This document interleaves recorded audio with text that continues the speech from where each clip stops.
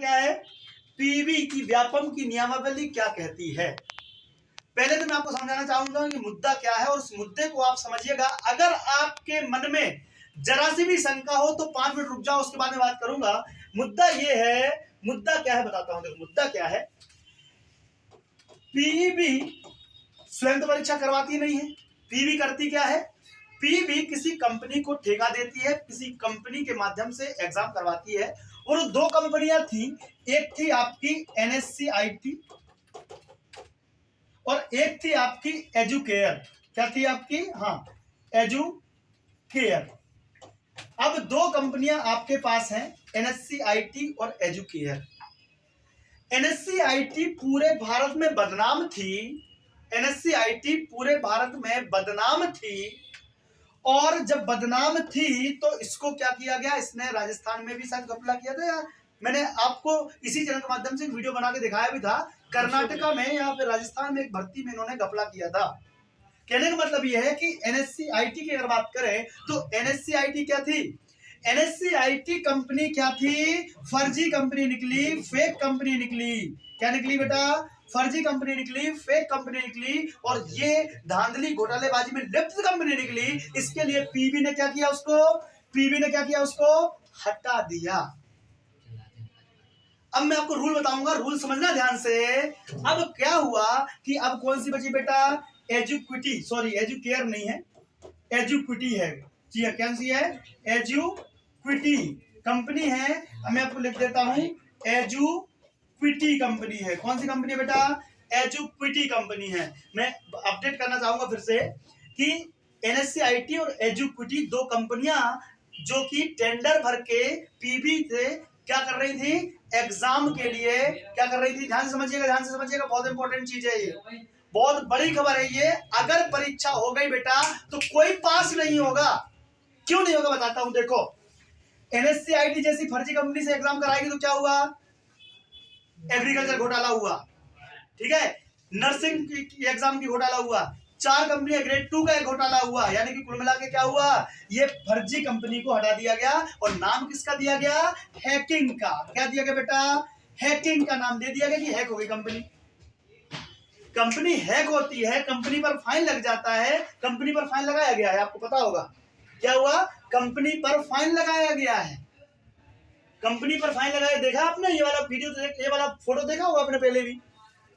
बहुत सारे अफसर फंसे हुए हैं, ठीक है, कई बार ऐसा हुआ है, पहली बार ऐसा नहीं हुआ है।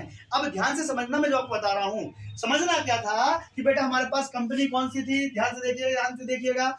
एक थी आपकी NSCIT, एक दूसरी थी आपकी एजुक्विटी। ध्यान समझना।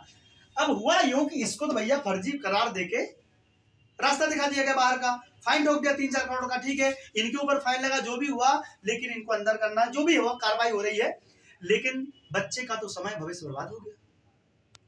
दूसरी बड़ी बात कि जब एजुक्विटी थी तो नियम क्या कहता है, नियम 2 नियम है यहां पर। एक नियम यह है कि जिस कंपनी को टेंडर दिया जाता है वही कंपनी एग्जाम करवाएगी।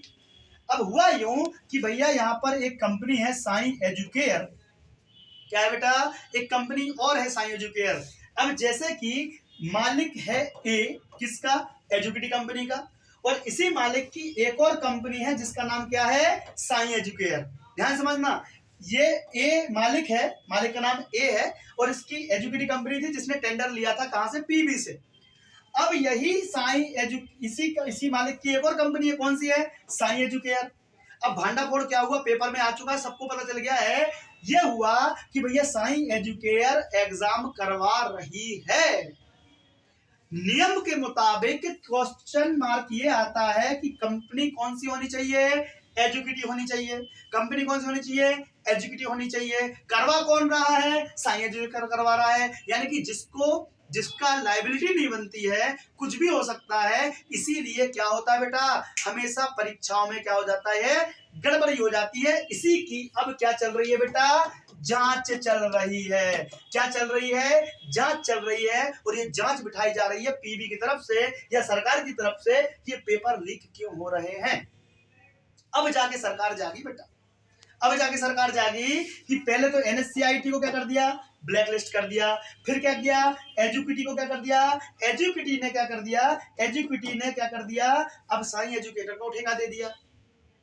तो अब मैं कुछ पढ़ के सुना रहा हूं, समझिएगा। क्या ये सही है? कमेंट बॉक्स में लिखो, क्या ये सही है कि टेंडर किसी और को और परीक्षा किसी और से, टेंडर किसी और को, परीक्षा किसी और से है? क्या ये सही है? अगर ऐसे परीक्षा हो गई, और दूसरा मुद्दा, ये तो एक मुद्दा हुआ। दूसरा मुद्दा आपको यहां दिखाई दे रहा होगा कि 12.17 लगभग 7.5 लाख स्टूडेंट परीक्षा देने वाले हैं। क्या देने वाले हैं? परीक्षा देने वाले हैं व्यापम के माध्यम से। और जबकि एक कंपनी को ब्लैकलिस्ट कर दिया है। अभी आपने टेंडर देखा होगा, एक टेंडर देखा होगा, तुमको समझ नहीं आई होगी, एक टेंडर देखा होगा।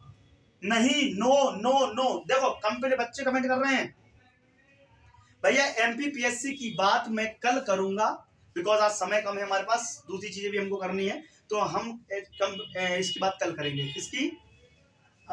इसकी पीएससी वाली मसले की बात करेंगे, ओबीसी आरक्षण। कल आपको याद होगा मैंने वही वीडियो बनाया था जो आज मुख्यमंत्री शिवराज सिंह चौहान जी वहां बोल रहे थे कि ये लाया कौन ओबीसी आरक्षण।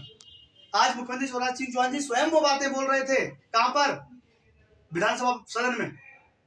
अगर आपने वीडियो देखा हो तो देखना, जो मैंने कल शाम को ही बोल दी थी कि यार ये जो दिखावा किया जा रहा है ना कि हम इसके वो फेवर में हैं, हम इनके भक्त हैं, यार ये जनता की हमको वो टेंशन है दिमाग पे। ये लाया कौन था ओबीसी आरक्षण, जो कि ऑब्जेक्शन लगा रहे हैं। तो आज वही बात मामा जी ने खुद बोली है, मतलब मैं झूठ नहीं बोल रहा था, मैं आपको बता रहा था, वही बात हुई भी है। तो जय हिंद, नमस्कार सभी के लिए, और ध्यान रखिएगा, ठीक है। अब अगर पेपर हो गया एजुकिटी के माध्यम से तो क्या होगा? 12.17 लाख उम्मीदवार। अब एक तो रूल क्या बोलता है, देखो, एक कंपनी जब तक है तब तक एग्जाम नहीं होनी चाहिए, क्योंकि एक बैकअप कंपनी भी चाहिए। बैकअप कंपनी क्यों? तो यहाँ पे क्या लिखा है? बैकअप कंपनी के बिना, बैकअप कंपनी के बिना, क्योंकि एक तो खत्म हो गई, एक बची है, दूसरी कंपनी कहाँ है? इसके लिए टेंडर निकाला गया है। और ये बात मैंने आपसे 3 महीने पहले बोल भी दी थी कि अब टेंडर निकाला जाएगा, टेंडर निकालेंगे, फिर नई कंपनी आएगी, इस चक्कर में तो कंपनी बच जाएगी।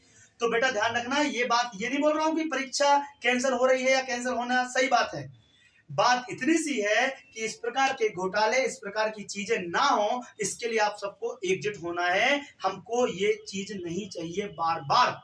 मूवमेंट अगेंस्ट अनएम्प्लॉयमेंट की टीम का जो भी हिस्सा बनना चाहता है, आप व्हाट्सएप ज्वाइन करो, टेलीग्राम ज्वाइन करो, हमारे साथ जुड़ो, ठीक है। सर्च कर सकते हो, मिल जाएगा, ठीक है। डिस्कशन बॉक्स चेक करो प्रॉपर तरीके से, सारी बातें हम आपको बता देते हैं। युवा संवाद में हमने इस बड़े मुद्दे को रखा भी था। इसके लिए आपको मैं वीडियो क्लिपिंग भी दिखा दूंगा। अगर आप युवा संवाद देखा हो तो यही मुद्दा कि ऐसी कंपनियां जो वास्तव में रजिस्टर किसी और नाम से हैं और काम किसी और नाम से कर रही हैं, ये मुद्दा ऑलरेडी उठाया जा चुका था, न्यूज मीडिया में भी आ रहा है, ठीक है। तो अब हम सबको एकजुट होना पड़ेगा, क्योंकि इस बार आप कोरोना का बहाना तो कर नहीं पाएंगे, कोविड का बहाना तो कर नहीं पाएंगे। क्यों नहीं कर पाएंगे कोविड का बहाना? क्योंकि चुनाव भी है। तो अब बहाना किस चीज का लेंगे कि यार ये कंपनी आ रही, तो ये काम तो उनको पहले कर लेना चाहिए था ना।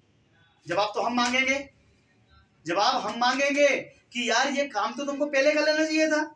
एनएससीआईटी को बाहर कर दिया, अच्छी बात है। उज्जैन में जब आंदोलन हुआ था, हमारा उज्जैन वाले साथी बताएंगे, उज्जैन में जब आंदोलन हुआ था उस समय क्या हुआ था?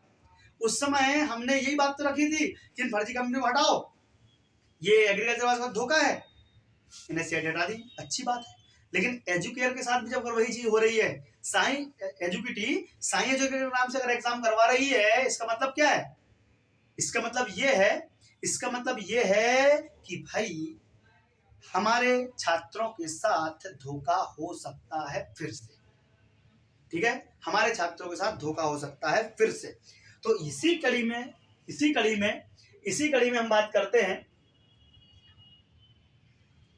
जितनी भी एग्जाम्स ये गलत तरीके से हो रही हैं, इन पर नकेल कसी जाए, छात्रों के साथ दुर्व्यवहार आगे ना हो। रीजन ये है कि ये घोटाले जो हो रहे हैं, ये क्यों हो रहे हैं? क्योंकि छात्र आप लोग समझते नहीं है बातों